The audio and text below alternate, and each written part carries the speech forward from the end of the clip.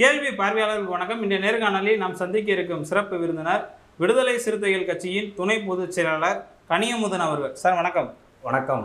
ஆட்சியிலும் பங்கு அதிகாரத்திலும் பங்குன்ற ஒரு கோரிக்கை தமிழ்நாட்டு அரசியலில் மிகப்பெரிய அளவில் பேசப்பட்டு இருக்கிறது. ஆளும் கட்சியை தொடர்ந்து தற்போது புதிதாக கட்சி தொடங்கிய விஜய் அவர்கள் வரைக்கும் அந்த கோரிக்கையை பல்வேறு விதங்களில் வெளிப்படுத்தி வராங்க.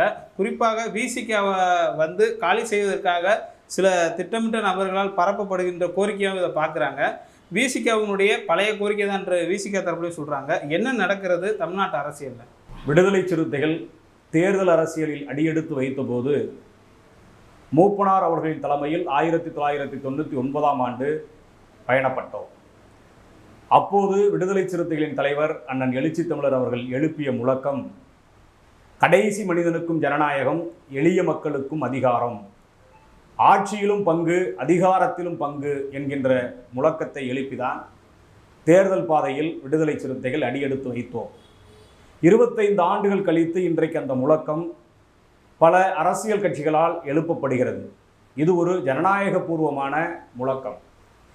இந்த முழக்கத்தின் அடிப்படை நோக்கம் என்னவென்றால், விடுதலை சிறுத்தைகள் கட்சி சட்டமன்ற உறுப்பினராக வேண்டும், நாடாளுமன்ற உறுப்பினராக வேண்டும், அமைச்சர்களாக ஆக வேண்டும் என்கின்ற எல்லையை தாண்டி விளிம்பு நிலை மக்களுக்கு அதிகாரம் கிடைக்க வேண்டும், விளிம்பு நிலை மக்கள் ஆட்சியிலே பங்கெடுக்க வேண்டும் என்பதுதான் விடுதலை சிறுத்தைகளின் இந்த முழக்கத்திற்கு பின்னால் இருக்கக்கூடிய மிக முக்கியமான செய்தி. இது ஒரு ஜனநாயக பூர்வமான கோரிக்கை. இது இன்றைக்கு அரசியல் அரங்கில் ஒரு விவாதமாக மாறியிருப்பது பெரிய வரவேற்புக்குரியது. விடுதலை சிறுத்தைகளுக்கும் அதில் மகிழ்ச்சி இருக்கிறது. ஆனால் இதை காரணமாக வைத்து திராவிட முன்னேற்ற கழகத்தின் கூட்டணியிலே ஒரு சிதைவை ஏற்படுத்த வேண்டும், அந்த கூட்டணியிலிருந்து விடுதலை சிறுத்தைகள் கட்சியை எப்படியாவது விலக்க வேண்டும் என்கின்ற பல முனை தாக்குதல் இன்றைக்கு நடைபெற்று கொண்டிருக்கிறது. ஒரு தலைவருக்கு வேண்டிய மிக முக்கியமான பண்புகளுள் தலையாய பண்பு எது என்றால் நம்பிக்கை என்கின்ற பண்பு தான் மிக முக்கியமான ஒரு பண்பு. விடுதலை சிறுத்தைகள் கட்சி, குறிப்பாக தலைவர் எழுச்சி தமிழர் அவர்கள் 1999 இன்றைக்கு வரை தேர்தல் அரசியலிலும் சரி, கூட்டணி நிலைப்பாட்டிலும் சரி, எந்த அளவுக்கு நம்பிக்கையாக இருந்தார் என்பதை நாணயமாக அவரை பின்பற்றுவர்கள் அறிவார்கள். 1999ஆம் ஆண்டு மூப்பனார் அவர்களின் தலைமையிலே உருவான அந்த அணியிலும் மிக உறுதியாக நம்பிக்கையாக இருந்தோம். 2001ஆம் ஆண்டு நடைபெற்ற சட்டமன்ற தேர்தலில் அனைத்து கட்சிகளும் அதிமுகவில் போய் இணைந்தன. திமுகவில் இருந்து அனைத்து கட்சிகளும் அதிமுகவில் போய் இணைந்தன. பெரியவர் மூப்பனார் அவர்களும் அதிமுக அணிக்கு சென்றார். விடுதலை சிறுத்தைகள் மட்டும்தான் மூப்பனார் அவர்களை, நீங்கள் அதிமுகவிற்கு செல்ல வேண்டாம், மீண்டும் வாருங்கள், உங்கள் தலைமையிலேயே இந்த சட்டமன்ற தேர்தலை எதிர்கொள்வோம் என்று ஒரு அணியை அமையுங்கள் என்று வேண்டுகோள் விடுத்து, ஏறத்தாழ தேர்தல் பரபரப்பு நடந்து கொண்டிருக்கக்கூடிய அந்த நேரத்திலும் 18 நாட்கள் தனியாக இன்று மூப்பனார் அவர்களுக்கு அழைப்பு கொடுத்து கொண்டிருந்தவர் விடுதலை சிறுத்தைகளின் தலைவர் அண்ணன் எழுச்சி தமிழர் அவர்கள்.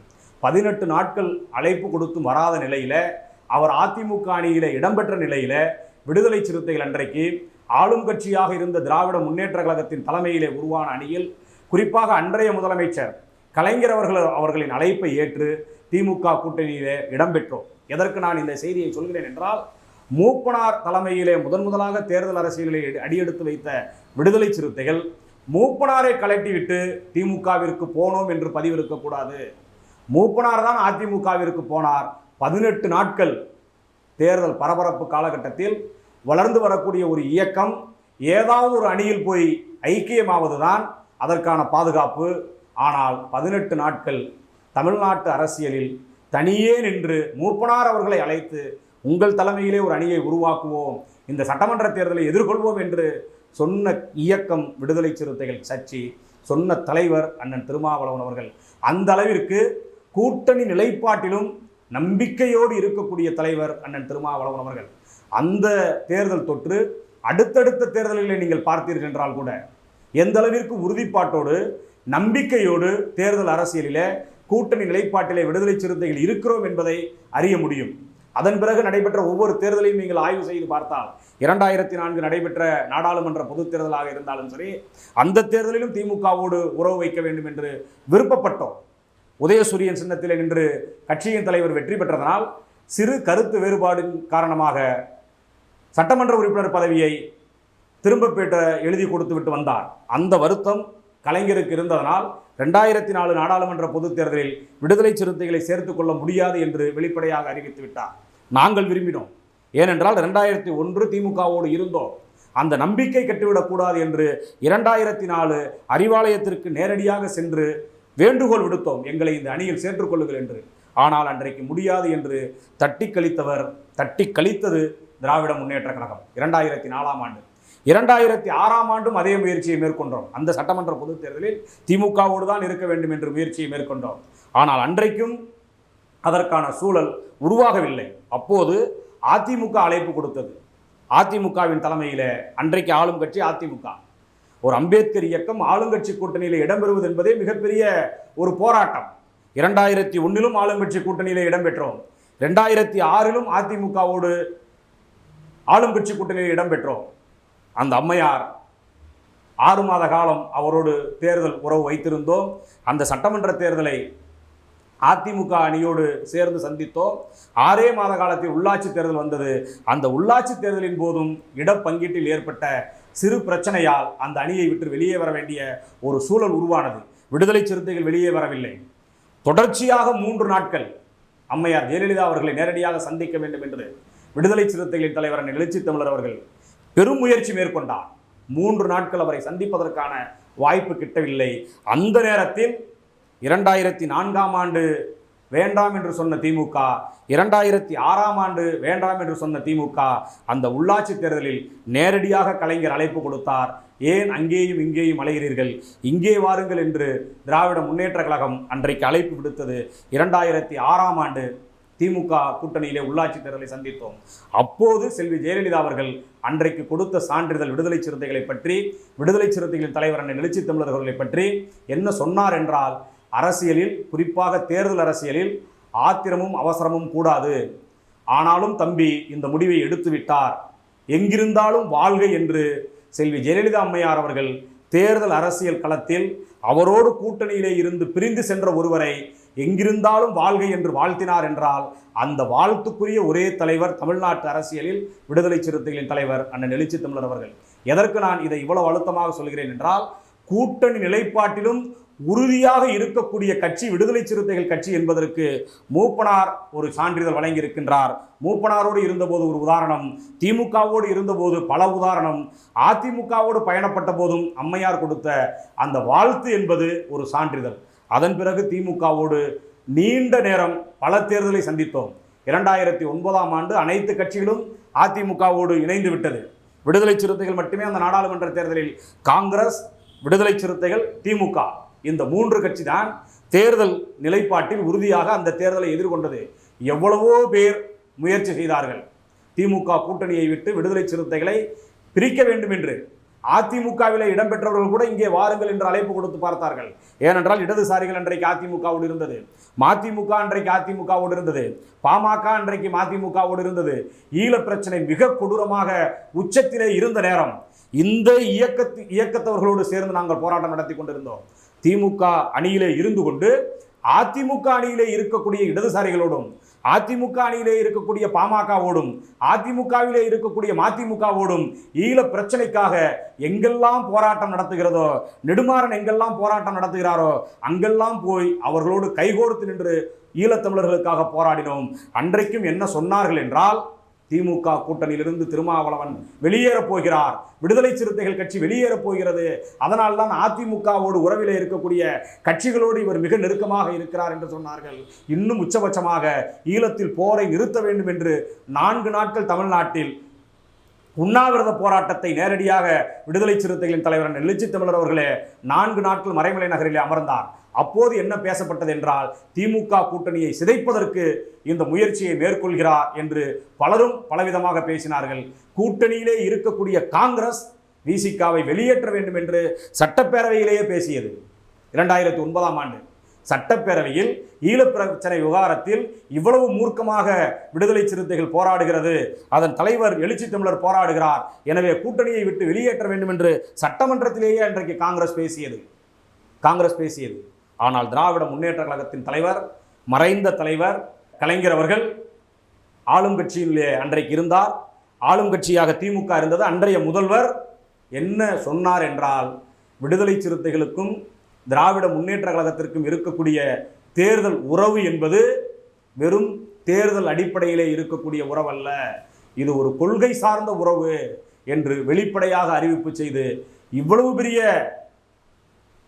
எதிர்ப்புகளுக்கும் தாண்டி, இவ்வளவு பேர் பல பத்திரிகைகளும் அன்றைக்கு எழுதியதை தாண்டி, திமுக விடுதலை சிறுத்தைகளுக்கும் திமுகவிற்கும் இருக்கக்கூடிய உறவு கொள்கை உறவு என்று கலைஞர் அவர்கள் கூட்டணியை விட்டு வெளியே போகாமல் அரவணைத்துக் கொண்டார். இதுவெல்லாம் ஏன் நான் சொல்கிறேன் என்றால், எந்த அணியில் இருக்கின்றோமோ அந்த அணியில் விடுதலை சிறுத்தைகள் உறுதியாக இருக்கும், நம்பிக்கையாக இருக்கும் என்பது தேர்தலை உன்னிப்பாக கவனிக்கக்கூடியவர்கள், அரசியலை நேர்மையாக பார்க்கக்கூடியவர்கள் உணர்ந்திருப்பார்கள். விடுதலை சிறுத்தைகள் எப்போதும் ஊசலாட்டம் கிடையாது. அப்படித்தான் ஒவ்வொரு தேர்தலும், ஒவ்வொரு கூட்டணியும் அப்படித்தான். இன்றைக்கும் அதுபோல்தான். திமுகவோடு 2017 இன்று வரை 3 தேர்தலை சந்தித்திருக்கின்றோம். திமுகவோடு கூட்டணியில தொகுதி உடன்படிக்கையில மிக குறைவான தொகுதியை கொடுத்தாலும் கூட்டணியிலே உறுதியாக இருப்பவர்கள் விடுதலை சிறுத்தைகள். அதனால்தான் இன்றைய தலைவராக இருக்கக்கூடிய திராவிட முன்னேற்ற கழகத்தின் தலைவர், இன்றைய முதலமைச்சர் மாண்புமிகு தளபதி அவர்கள், எங்கள் கூட்டணி சிதையாது, எங்கள் கூட்டணி உறுதியான கூட்டணி என்று அவர் உறுதியாக சொல்கிறார் என்றால் அதற்கு காரணம் இந்த கூட்டணியிலே இருக்கக்கூடிய விடுதலை சிறுத்தைகள் உள்ளிட்ட தலைவர்கள் அனைவருமே ஒரு கொள்கை தெளிவுள்ள தலைவர்கள். அதனால் இந்த கூட்டணி சிதையாது. இதை சிதைய வைப்பதற்கான முயற்சியிலே ஈடுபடுபவர்கள் வேண்டும் என்றால் கொள்கைக்காக இருக்கேன்னு சொல்றீங்க. திமுக கூட்டணியிலே அவங்க கொடுக்குற சீட்டை வாங்கிக்கிட்டே நிற்கிறதுக்கான வாய்ப்பு தான் இருக்கிறதா? ஆட்சி அதிகாரத்தில் பங்கு கேட்கறதுக்கு ஏன் தயங்குறீங்க? அதற்கான காலம் கனிய வேண்டும், அதற்கான காலம் கனிய வேண்டும்.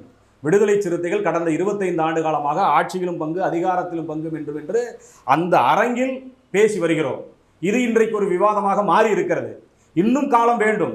இதுவெல்லாம் சாதாரணமாக நடக்கக்கூடிய காரியம் அல்ல. விடுதலை சிறுத்தைகளுக்கு 6 தொகுதி கொடுத்தால் போதுமா என்று பலரும் கேள்வி எழுப்புகிறார்கள். 10 ஆண்டுகளுக்கு முன்பே 10 தொகுதிகளை வாங்கியிருக்கின்றோம். இன்றைக்கு 6 தொகுதிகளுக்கு ஏன் உடன்படுகிறோம் என்றால், இந்தியாவை சூழ்ந்திருக்கக்கூடிய பேர் ஆபத்திலிருந்து இந்திய தேசத்தையும் இந்திய மக்களையும் பாதுகாக்க வேண்டிய ஒரு தேவை இருக்கிறது. சனாதன சக்திகளின் கையில் ஆட்சி அதிகாரம் போய் சிக்கிவிடக்கூடாது. சனாதனிகளின் கையில் ஆட்சி அதிகாரத்தை கொடுத்துவிட்டு நாம் என்னதான் போராடினாலும் இந்திய மக்களை பாதுகாக்க முடியாது, இந்த தேசத்தை பாதுகாக்க முடியாது. அதற்கு இன்றைக்கு இருக்கக்கூடிய ஒரே வலிமையான அமைப்பு எதுவென்றால், திராவிட முன்னேற்ற கழகத்தின் தலைமையிலே உருவாகி இருக்கக்கூடிய இந்த கூட்டணி தான் வலுவான அமைப்பு. தமிழகத்தை பொறுத்தவரையில் அகில இந்திய அளவில் இந்தியா கூட்டணி தான் இந்திய தேசத்தை பாதுகாப்பதற்கு ஒரு வலுவான களம், வலுவான அமைப்பு. எனவே திராவிட முன்னேற்ற கழகத்தின் தலைமையிலே உருவாகி இருக்கக்கூடிய இந்த கூட்டணியை உருவாக்கியதிலும், அகில இந்திய அளவில் சனாதன சக்திகளை எதிர்த்து இந்தியா கூட்டணியை உருவாக்கியதிலும் விடுதலை சிறுத்தைகளின் பங்கு மிக மிக முக்கியமானது. இந்த 2 அணிகளையும் உருவாக்கியதில் விடுதலை சிறுத்தைகளின் பணி என்பது, விடுதலை சிறுத்தைகளின் முயற்சி என்பது மிக மிக முக்கியமானது. அதனால் இந்த கூட்டணியிலிருந்து விடுதலை சிறுத்தைகளை வெளியே வருவார்கள் என்று பல்வேறு விதமான அவதூறுகளை பரப்புவது வீணான வேலை. அதனால்தான் விடுதலை சிறுத்தைகளின் தலைவர் மிக தெளிவாக, மிக உறுதியாக சொல்கிறார், 2026 நடக்கக்கூடிய சட்டமன்ற பொதுத் தேர்தலில் திராவிட முன்னேற்ற கழகத்தின் தலைமையில் தான் விடுதலை சிறுத்தைகள் இருக்கும், விடுதலை சிறுத்தைகள் போட்டியிடும் என்று. அவங்க எத்தனை தொகுதி கொடுக்குறாங்களோ அதில் போட்டியிடுவீங்களா? மீண்டும் மீண்டும் நாம் உறுதிப்பட சொல்வது அதனால்தான். எத்தனை தொகுதி கொடுப்பது, எத்தனை தொகுதிகளில் போட்டியிடுவது, எந்தெந்த தொகுதிகளில் போட்டியிடுவது என்பதெல்லாம் இன்னும் 1.5 ஆண்டுகளுக்கு மேலாக இருக்கிறது. அது அப்போது நாங்கள் பேசி முடிவெடுக்க வேண்டிய ஒரு நிலை. அது எங்களுக்குள் சமரசமான ஒரு போக்கை நாங்கள் கையாண்டு கொள்வோம். எங்களுக்குள் அந்த அளவிற்கான உறவு இருக்கிறது. திமுகவிற்கும் விடுதலை சிறுத்தைகளுக்கும் மிக நெருக்கமான உறவு இருக்கிறது. எங்களுக்கு எத்தனை தொகுதி வேண்டும் என்று கேட்கக்கூடிய இடத்தில் நாங்கள் இருக்கிறோம், கொடுக்கக்கூடிய இடத்தில் அவர்கள் இருக்கிறார்கள். எந்த தொகுதி வேண்டும் என்று கேட்கக்கூடிய உரிமை எங்களுக்கு இருக்கிறது. அந்த தொகுதி சரியா என்று ஆய்வு செய்து அதை கொடுக்கக்கூடிய பொறுப்பு திமுகவிற்கு இருக்கிறது. எனவே அது இன்னும் 1.5 ஆண்டுகள் கழித்து நாங்கள் பேச வேண்டிய பேச்சு. கண்டிப்பாக 2026 நடைபெற இருக்கக்கூடிய சட்டமன்ற பொதுத் தேர்தலில் விடுதலை சிறுத்தைகள் திமுக கூட்டணியில் தான் இடம்பெறுவோம் என்று மீண்டும் மீண்டும் விடுதலை சிறுத்தைகளின் தலைவர் சொல்லி வருகிறார். ஆனால் பத்திரிகையாளர்கள் தொடர்ச்சியாக மீண்டும் மீண்டும் வந்து இதே கேள்வியை கேட்டுக்கொண்டிருக்கிறார்கள். இந்த கேள்வியை கேட்பதனால் நாங்கள் மீண்டும் மீண்டும் சொல்ல வேண்டியிருக்கிறது. விஜய் அவர்கள் வந்து புதிதாக அரசியலுக்கு வராங்க. 99 மாதிரி ஒரு மாற்று ஒரு கூட்டணியை உருவாக்குறதுக்கு விசிக ஏன் தயக்கம் காட்டுது? அவர் இன்றைக்கு தான் இந்த களத்திற்கு வந்திருக்கின்றார். அவர் இந்த களத்தில் இன்னும் படிக்க வேண்டியது நிறைய இருக்கிறது. தேர்தலை சந்திக்கட்டும். தேர்தலில் அவர் என்ன பாடத்தை கற்கின்றாரோ அதற்கு ஏற்றவாறு எதிர்காலங்களில் அவரது நிலைப்பாடு இருக்கும். அப்போது அவர் என்ன முயற்சியை மேற்கொள்கிறாரோ அந்த காலத்திற்கேற்ப எதிர்காலங்களில் அது நடக்கலாம். தற்போது திமுக கூட்டணியில் விடுதலை சிறுத்தைகள் உள்ளிட்ட இடதுசாரிகள் இடம்பெற்றிருக்கின்றோம். இந்த சூழலில் அவர் கட்சியை துவங்கியிருக்கின்றார். கட்சியை துவங்கியிருப்பவர் பலரும் வர வேண்டும் என்று எதிர்பார்ப்பது தவறும் அல்ல. அந்த எதிர்பார்ப்பு அவரது ஆசை. ஆனால் தமிழ்நாட்டை பொறுத்தவரை இந்த கட்சிகள் எல்லாம் 30-35 ஆண்டுகளுக்கு மேலாக இந்த களத்தில் இருக்கக்கூடிய கட்சிகள். இவர்கள் உடனடியாக அவர் அழைத்தார் என்பதற்காக போவார்கள் என்பது எந்த வகையில் சரியாக இருக்கும் என்று தெரியவில்லை. அப்படி செல்வதற்கு யாரும் தயாராக இருக்க மாட்டார்கள். குறிப்பாக திமுக கூட்டணியிலே இருக்கக்கூடிய யாரும் விஜயின் அழைப்பை ஏற்று செல்வதற்கான வாய்ப்பு 2026இல் உருவாகாது. 2026இல் அது நடக்காது. நன்றி சார். நன்றி.